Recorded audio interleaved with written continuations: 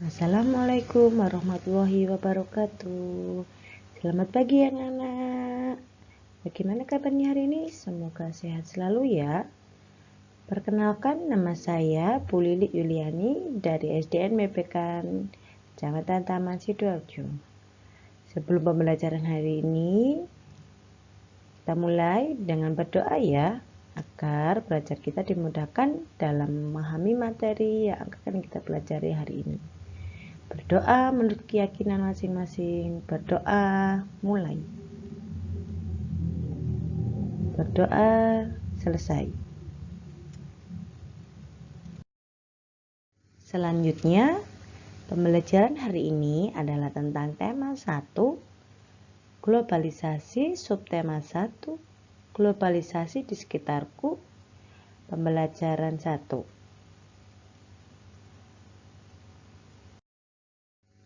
Baiklah anak-anak, untuk pembelajaran ini ada 6 tujuan ya. Yang pertama, dengan diskusi dan mencari informasi, siswa mampu menjelaskan peran Indonesia dalam berbagai bentuk kerjasama di bidang sosial budaya dalam lingkungan ASEAN dengan tepat. 2.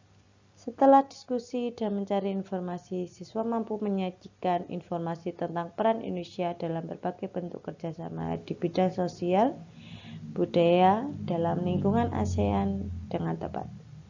Ketiga, dengan membaca teks eksplanasi, siswa mampu menyebutkan informasi penting dari teks tentang cara menghasilkan energi listrik dengan tepat. Kemudian keempat, dengan membaca teks eksplanasi, siswa mampu menyajikan informasi penting dari teks tentang cara menghasilkan energi listrik dalam bentuk visual dengan tepat. Yang kelima, dengan mengamati gambar model rangkaian listrik PLTA, siswa mampu mengidentifikasi cara menghasilkan energi dengan benar. Keenam, setelah mengamati gambar model rangkaian listrik PLTA, siswa mampu melaporkan hasil pengamatan tentang cara menghasilkan energi listrik dengan benar.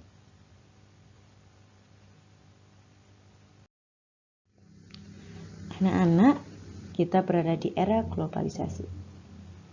Nah, dapatkah kamu menyebutkan dan menjelaskan fakta tentang globalisasi yang ada di sekitarmu? Misalnya, pakaian, tas, sepatu yang dikenakan, atau produk lainnya. Coba perhatikan, ini ada peta dunia. Bisakah kalian menerka negara mana yang memproduksi? Ya, kalian sudah tidak asing lagi ya dengan benda-benda tersebut ya. Setelah mengamati tugas kalian, lengkapi tabel yang ada di atas berdasarkan peta dunia.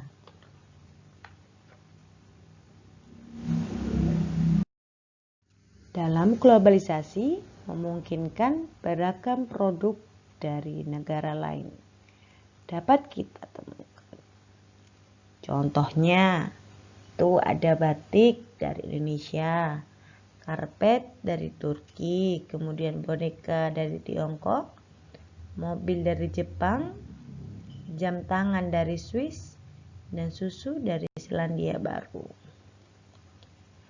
Dengan perkembangan komunikasi dan transportasi menjadi barang-barang tersebut menjadi mudah kita temui.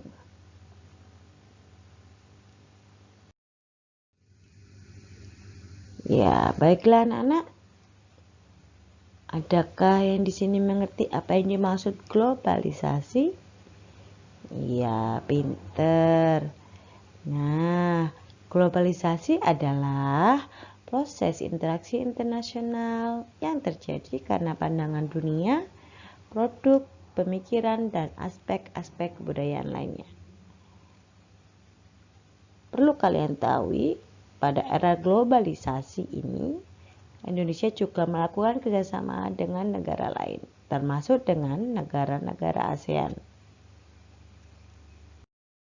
Nah, anak-anak, ini ada peta ASEAN yang terdiri dari 11 negara yang terletak di Asia Tenggara. Itu ada Indonesia, Singapura, Timur Leste, Kamboja, Malaysia, Brunei Darussalam, Vietnam, Myanmar, Thailand, Laos, dan Filipina.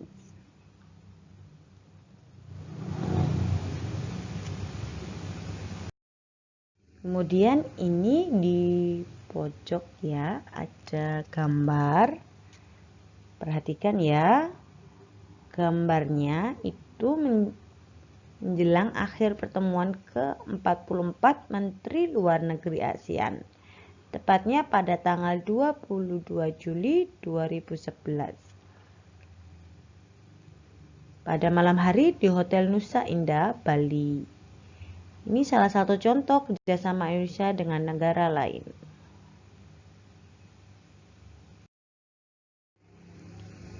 Nah, anak-anak, ini ada beberapa soal ya. Carilah informasi tentang berbagai bentuk kerjasama di bidang sosial budaya yang dilakukan oleh Indonesia dengan negara-negara ASEAN. Kalian bisa mencari informasi tersebut di berbagai media seperti surat kabar, majalah, atau artikel-artikel berita di media elektronik. Setelah kalian mencari informasi, bisa kalian isi ya pada tabel berikut. Tabel bentuk kerjasama sosial, kemudian budaya. Anak-anak, tahukah kamu listrik mempunyai peran penting di era globalisasi? Alat-alat elektronik semua yang ada memerlukan energi listrik. Bagaimanakah produk listrik di era globalisasi ini? Ayo coba kita berdiskusi. Baiklah anak-anak, ini ada gambar pembangkit listrik tenaga air atau disingkat PLTA. Bisa kalian buka buku siswa tema 4 halaman 6 dan 7. Coba kalian baca teks eksplanasi ilmiah dengan judul menghasilkan energi listrik. Setelah kalian memahami teks tersebut, membacanya dengan teliti, bisa kalian tulis informasi penting dalam setiap paragraf. Ditulis ya di dalam diagram tersebut. Nah, ini ditulis ya di buku tulis kesimpulannya. Komponen utama pada semua pembangkit listrik adalah turbin dan generator atau dinamo. Turbin tersebut harus bergerak atau menghasilkan energi gerak yang kemudian diubah menjadi energi listrik oleh generator atau dinamo. Nah, anak-anak, ini ada gambar ya. Gambarnya tentang pembangkit tenaga listrik mikrohidro. Coba kamu amati. Coba diperhatikan ya.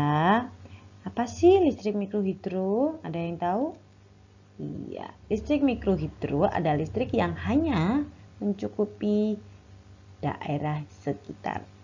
Coba kalian kembali cermati proses menghasilkan energi pada teks sebelumnya.